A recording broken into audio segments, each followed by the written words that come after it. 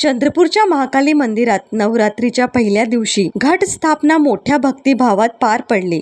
सकाळपासूनच मंदिर परिसरात भक्तांची गर्दी उसळली आहे। माता महाकालीचे जय घोषाने वातावरण मंगलमय झालं असून दर्शनासाठी आलेल्या प्रत्येक भाविकाच्या चेहऱ्यावर आनंद आणि श्रद्धेचा भाव दिसून येतो आहे। नवरात्रीच्या पावन पर्वाची सुरुवात अशा भक्तिमय वातावरणात झाली आहे।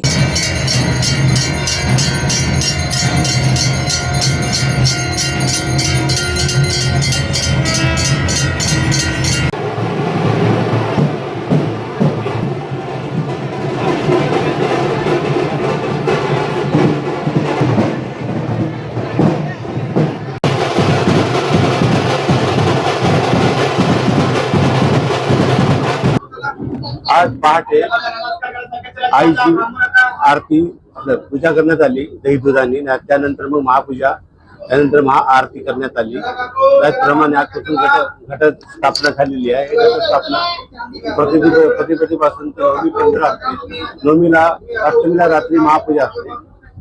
त्यानंतर मग देवीचा घट नवमीला उठण्यात येतो।